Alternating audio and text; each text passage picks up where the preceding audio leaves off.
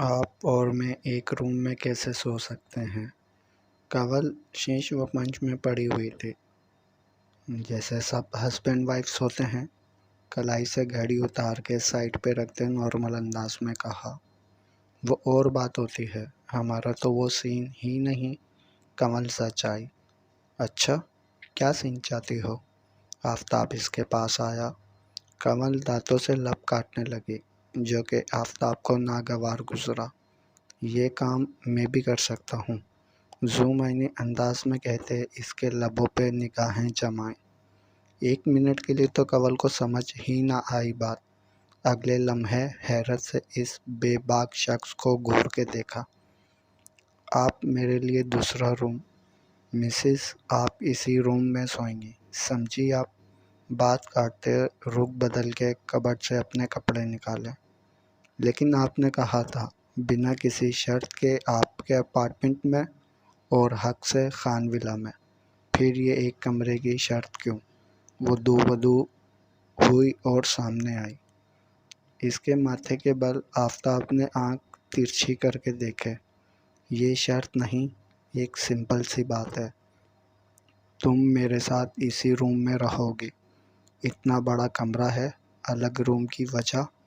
آفتاب اس کے پاس ہوتا گھورتے بولا۔ وہ 2 قدم پیچھے ہٹی۔ میں کمفرٹیبل نہیں، نظریں چراتے کہا۔ اچھا، شوہر کے ساتھ کمفرٹیبل نہیں؟ آفتاب نے دانت پیستے کہا۔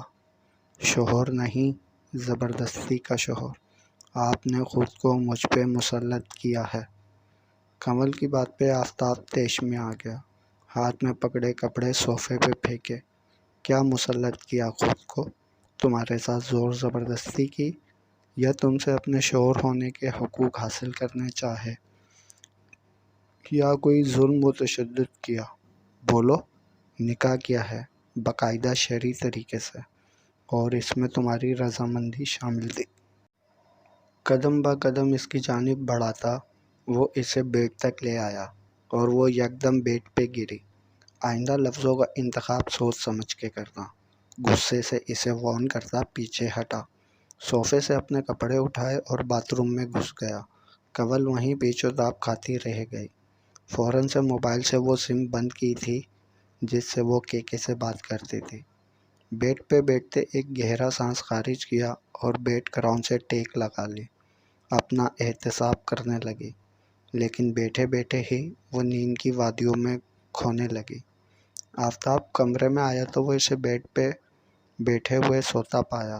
حیرت سے چلتا اس کے پاس آیا، اس کے دونوں طرف ہاتھ رکھتے اس کے چہرے کے پاس جھکا، اور اس کے چہرے کے نیم نقش کو بہت فرصت سے دیکھنے لگا۔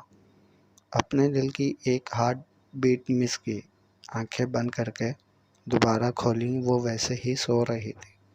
کیا بات ہے مسز، آپ بیٹھے بیٹھے بھی سو جاتی ہیں؟ نہ جانے اور کتنی خوبیاں ہیں آپ میں۔ وہ دھیرے دھیرے سامنے آئیں گی، دھیرے سے کہتے ہیں۔ کنول کے چہرے پہ پھونک ماری تو وہ کسمساتی ہوئی رخ پھیر گئی۔ آفتاب نے اس کے گلابی گال دیکھے تو شدت سے جی چاہا ان پہ اپنی شدت دکھائے، لیکن کچھ سوچتے ہوئے پیچھے ہٹا اور کنول کو دھیرے سے اپنی گود میں اٹھا کے بستر پہ لٹایا۔ وہ گہری نیند میں تھی، اس لیے کوئی ہیل ہوجت نہ کی۔ اس پہ اچھی طرح کمفرٹر ڈالا، خود لیپ ٹاپ لے کے بیٹھ گیا۔ کافی دیر یوں ہی کام کرتے گزر گئی۔ ٹائم پہ نظر پڑی تو رات کا 1 بج رہا تھا۔ لیپ ٹاپ بند کرتا اور لائٹ آف کرتا، وہ سائڈ لیمپ آن کر گیا اور کنول کی طرف کروٹ لے کے اس کے چہرے پہ نظریں جمائے سونے کی کوشش کرنے لگا، جو کہ آج تو مشکل سے ہی آنی تھی۔ وہ کنول کو خان ولا لے جانا چاہتا تھا، لیکن پہلے وہ تبسم خان کو اپنے اعتماد میں لے کے انہیں نکاح کے بارے میں بتانا چاہتا تھا، تاکہ وہ اس کا ساتھ دیں۔ اسے باقی کسی کی پرواہ نہ تھی۔ اس کے بعد ہی وہ کنول کے پاس جانا چاہتا تھا۔ سوچتے ہوئے وہ بھی نیند کی وادیوں میں کھو گیا۔ میں نے بھی یہی سوچا ہے کہ آپ کا اور انابیہ کا گرینڈ ریسیپشن کروانا چاہیے، تاکہ سب لوگوں کو پتہ چلے کہ ہماری بہو آئی ہے۔ خانم نے پیار سے پاس بیٹھے شہیر کے گال پہ پیار کرتے کہا۔ انابیہ نے شرما کے نظریں جھکا لیں۔ آپ کی مما جان ٹھیک کہہ رہی ہیں، کیوں نہ کل ہی یہ نیک کام کر لیں؟ ارباز خان نے رائے دی۔ آپ کی بات ٹھیک ہے بابا، لیکن ڈی جے کے بنا؟ بیٹا ایک بار ولیمہ ہو جانے دو، پھر ڈی جے کو بھی جا کے لے آئیں گے۔ منانا پڑا منائیں گے، پاؤں بھی پڑنے پڑے تو پڑ جائیں گے، اور مجھے یقین ہے وہ آ جائیں گے۔ لیکن ابھی یہ ولیمہ بہت ضروری ہے، تاکہ یہاں کراچی کے فرینڈ سرکل میں سب کو پتہ چل جائے اور انابیہ کا رتبہ بھی سب کو پتہ چل جائے۔ ارباز خان نے اپنی پلاننگ بتائی۔ اور ویسے بھی جب ڈی جے آ جائیں گے تو ایک بار پھر سے گرینڈ سرمنی کر لیں گے۔ کس دل سے خانم نے یہ کہا، یہ بس وہی جانتی تھی۔ شہیر نے ایک نظر انابیہ کو دیکھا۔ ٹھیک ہے، جیسے آپ کی مرضی، مسکراتے ہوئے ماں باپ سے کہا، اور ان دونوں کے چہرے پہ ایک مخصوص چمک تھی جو شہیر نہ دیکھ پایا۔ اولاد کو ماں باپ پہ بھروسہ ہوتا ہے، وہ دنیا کے سب لوگوں کے ساتھ چال کھیل سکتے ہیں لیکن اولاد کے ساتھ نہیں۔ لیکن کچھ والدین ارباز اور خانم جیسے بھی ہوتے ہیں جو اپنے مقصد کو حاصل کرنے کے لیے اولاد کا بھی استعمال بخوبی کرتے ہیں۔ کمل کیا کر رہی ہو؟ مما، سفید کپڑوں میں اس کی مما اس سے ناراض سی تھیں۔ مما آپ؟ کمل کے آنسو بہہ نکلے۔ کمل، اپنے مقصد کو پانے کے لیے غلط راستے کا انتخاب کیوں کیا؟ وہ دکھی تھیں۔ نہیں مما، کمل کے آنسو بہہ جا رہے تھے۔ وہیں رکو۔ کمل ماں کی طرف بڑھنے لگی کہ ہاتھ اٹھا کے روک دیا۔ یہ شخص، اس کا کیا قصور؟ اسے کیوں مہرا بنایا؟ ایک شخص کا ہاتھ تھامے اسے کمل کے سامنے لا کھڑا کیا۔ کمل کے تو دل کی دھڑکن ہی رک گئی۔ وہ اور کوئی نہیں، آفتاب تھا جو ایک ٹک کمل کو دیکھے جا رہا تھا۔ جب وہ سب کچھ ہوا تب یہ بھی بچہ تھا۔ اسے کیا پتا کیا ہوا، اس کا استعمال کیوں کیا؟ پاس کھڑی ماں نے جواب مانگا۔ کمل نے پلٹ کے ماں کو دیکھا جو اب آہستہ آہستہ دور ہوتی جا رہی تھی۔ کمل ان کے پیچھے بھاگی، لیکن ہر طرف اندھیرا ہی اندھیرا تھا۔ آفتاب بھی نہیں تھا۔ ہر طرف دیکھا، کچھ نظر نہ آیا، بس بھاگے چلی جا رہی تھی۔ مما، مما پلیز واپس آ جاؤ مما، پلیز۔ وہ روئے جا رہی تھی اور روتے ہوئے بستر سے بھی اٹھ گئی۔ وہ اب باقاعدہ چلانے لگی کہ آفتاب کی بھی آنکھ کھل گئی۔ وہ بیڈ سے نیچے گر جاتی۔ آفتاب نے ایک جسم میں اسے جا لیا اور اپنے سینے سے لگایا۔ وہ مسلسل مچلے جا رہی تھی۔ مما، مما مت جائیں، مجھے چھوڑ کے پلیز مت جائیں۔ وہ آنکھیں بند کیے روتے ہوئے خود کو چھڑا رہی تھی، لیکن آفتاب کی گرفت سخت تھی۔ وہ سمجھ گیا تھا کہ ضرور اس نے کوئی خواب دیکھا ہے اور وہ ایسے ری ایکٹ کر رہی ہے۔ کمل، کچھ نہیں ہوا۔ مما، وہ آئی تھیں۔ دھیرے سے آنکھیں کھولتے روتے ہوئے آفتاب کے آگے وہ کھلنے لگے۔ وہ مجھ سے ناراض ہیں وہ۔ کمل مزید بول نہیں پا رہی تھی۔ کیوں ناراض ہیں وہ؟ آفتاب کی گمبھیر آواز نے اسے ہوش کی دنیا میں لا پٹکا۔ آنکھیں پھاڑے وہ حیرت سے اپنے اوپر جھکے شخص کو دیکھنے لگی۔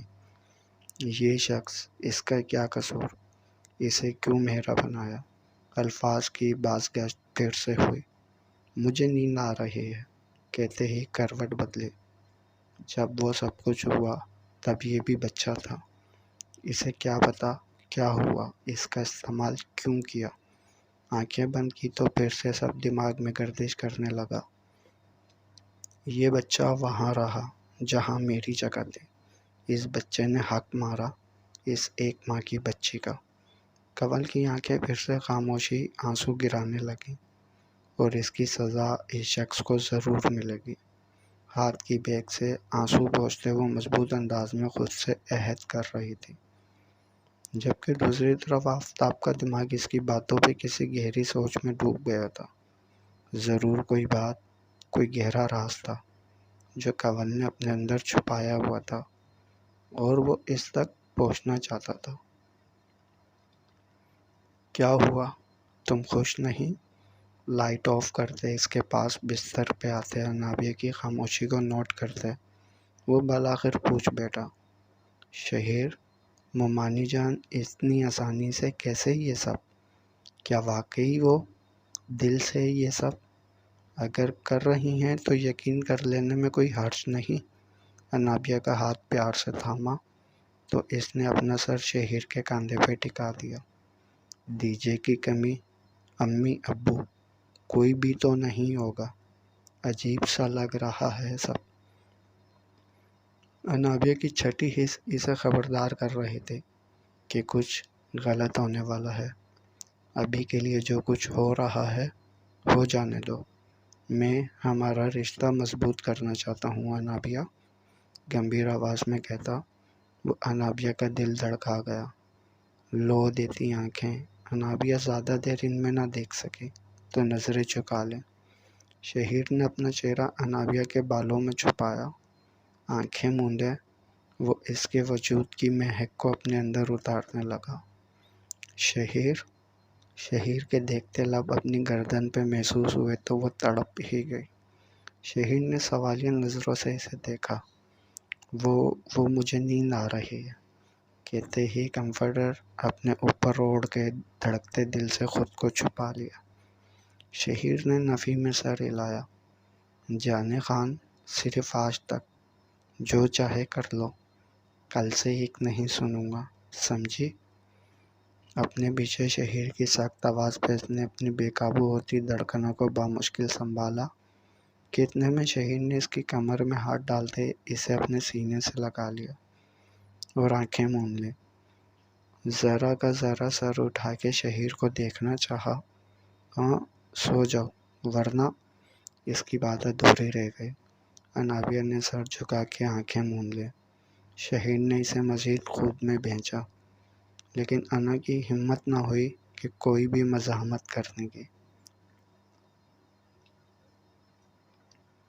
شہیر انا کو شاپنگ کروانے بہت بڑے مال میں لایا تھا، یہ بھی خانم کا حکم تھا۔ شہیر پلیز، اب تھک گئی ہوں، پلیز گھر چلیں، انا نے تھکے انداز میں کہا۔ چلتے ہیں۔ شہیر نے موبائل کان سے لگایا۔ کسے فون کر رہے ہیں؟ ہاتھ سے شاپنگ بیگ دوسرے ہاتھ میں منتقل کرتے پوچھا۔ شہیر نے وہ شاپنگ بیگ اس کے ہاتھ سے لے لیے۔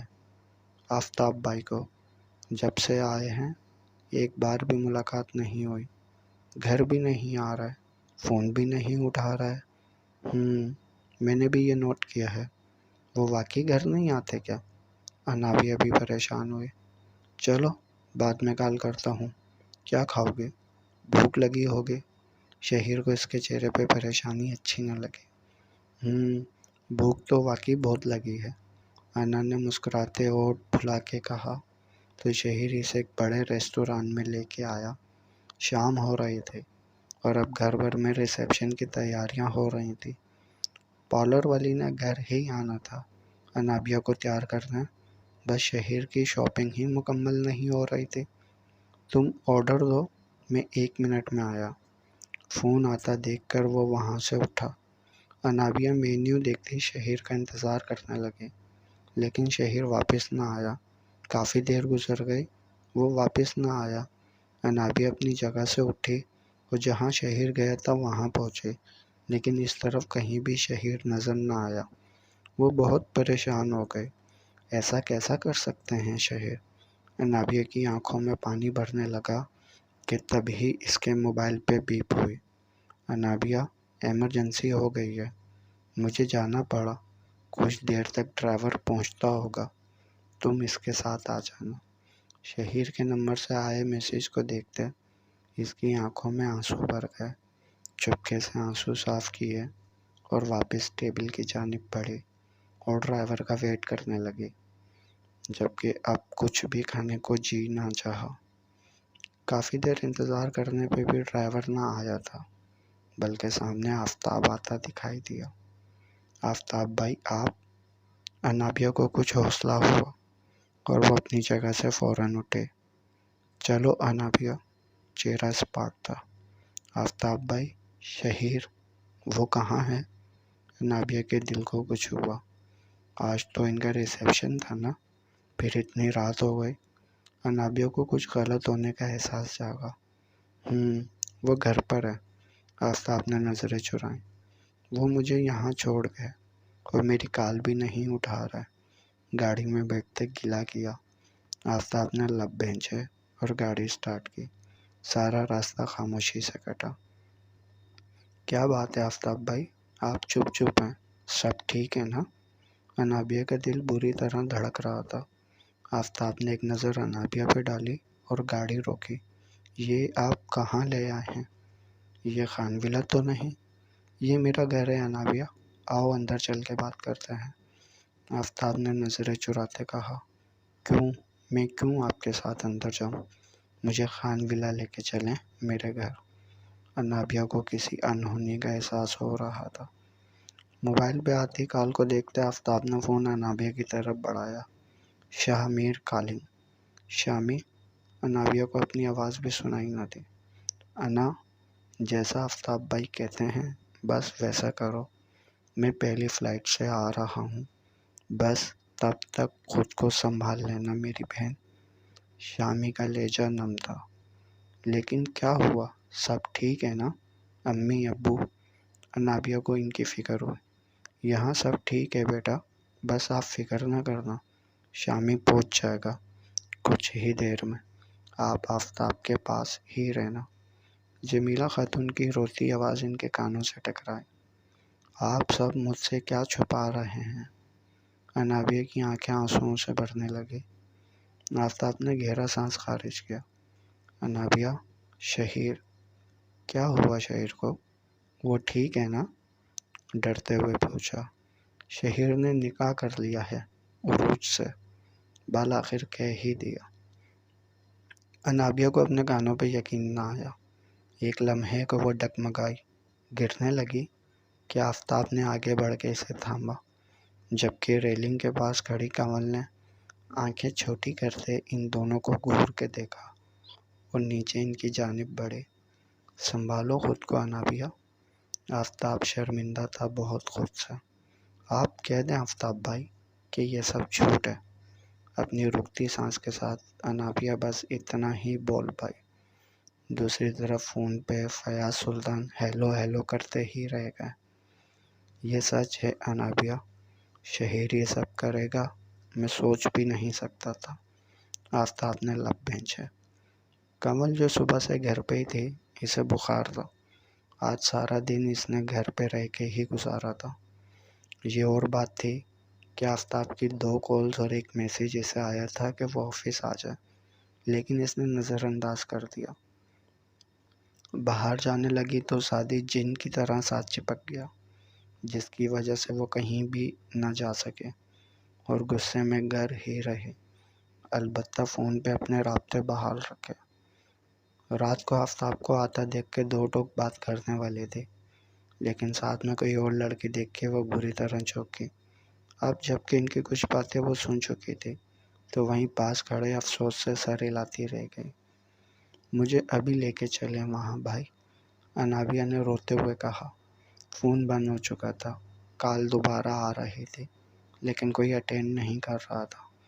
نہیں انابیہ، اس وقت وہاں جانا ٹھیک نہیں، ان سب نے جو کرنا تھا کر لیا، اب تم نے لاہور واپس جانا ہے۔ بس ایک بار مجھے شہیر سے ملنے دیں، پھر جیسا آپ سب کہیں گے ویسا کروں گے۔ دل بڑا کرتے وہ آنسو صاف کرتی بولے، پاگل مت بنو، نہیں دیکھ پاؤ گی وہ سب۔ آفتاب نے سمجھایا، یہی تو دیکھنا چاہتی ہوں، کتنا سہ سکتی ہوں میں۔ بنا کسی تاثر کے پرسکون ہوتے بولے، میری آخری خواہش سمجھ کے پوری کر دیں۔ انابیہ نے حسرت سے کہا تو آفتاب کا دل پسیج گیا۔ اسپات میں سر ہلاتا اسی لیے گاڑی میں بٹھایا، جبکہ تھوڑی دور کھڑی نظر کنول سے جا ٹکرائی، لیکن اس وقت وہ اس سے کوئی بات نہیں کر سکتا تھا، اس لیے اسے اگنور کیے خود بھی گاڑی میں بیٹھا اور گاڑی سٹارٹ کرتا اپنے اپارٹمنٹ میں نکل گیا۔ کنول نے لب بھینچے گرا سانس خارج کیا۔ مطلب آج خان ولاس کے حصے میں ایک اور گناہ، ایک بے قصور کا دل توڑنے کا گناہ بھی شامل ہو گیا۔ انتہائی شفاق اور سنگ دل ہیں یہ لوگ، اور بہت جلد سب اپنے انجام کو پہنچیں گے۔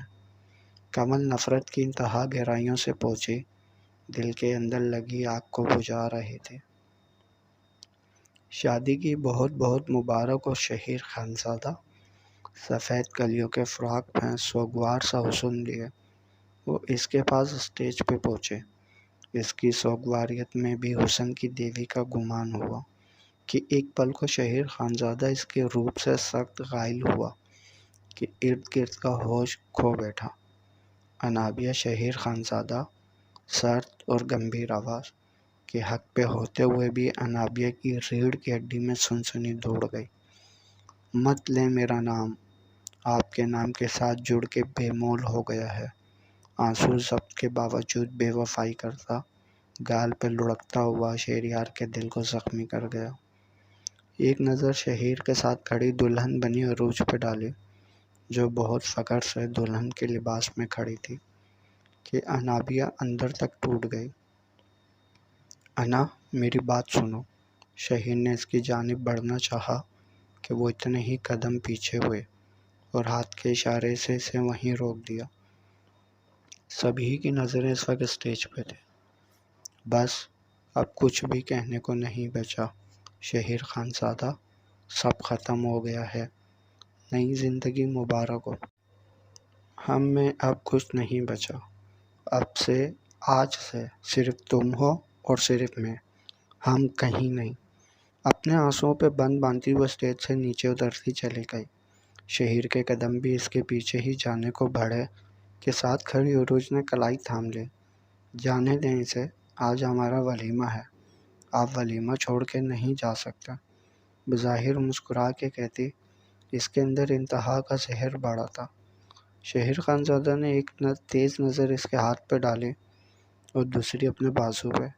ایک سخت تنبیہی تھی اس کی نظر میں، جھٹ سے بازو چھوڑا اور شہیر لمبے لمبے ڈگ بھرتا خان ولاس سے باہر نکلتا چلا گیا جہاں انابیہ گئی تھی۔ روکا کیوں نہیں اسے؟ ساما پھپھو غصہ ضبط کرتے بولی۔ عروج نے ایک قہر کی نظر ان پہ ڈالی، جیسے کہہ رہی ہو، میں روکتی تو وہ رک جاتا۔ انا رکو، اسے کھینچ کے اپنی جانب موڑا۔